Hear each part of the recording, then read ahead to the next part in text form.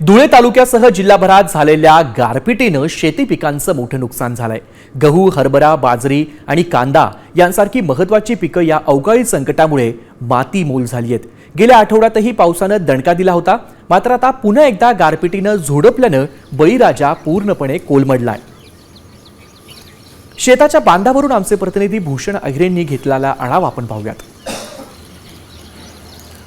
धुळे तालुक्यासह संपूर्ण जिल्ह्याभरामध्ये मोठ्या प्रमाणात गारपिटीसह अवकाळी पावसाने काल संध्याकाळी चांगले झोडपले आहे। आपण जर बघितलं तर या ठिकाणी या दृश्यावरून आपल्याला लक्षात येईल कशा प्रकारे मोठ्या प्रमाणात अवकाळी पावसाने हजेरी लावली आणि क्षणार्धामध्ये होत्याचं नव्हतं झालेलं आहे। आपण जर बघितलं तर हा काढणीला आलेला बाजरी पीक आहे आणि अक्षरशः हातातोंडाशी आलेलं पीक पूर्णतः जमीनदोस्त झालेलं आपल्याला बघायला मिळत आहे।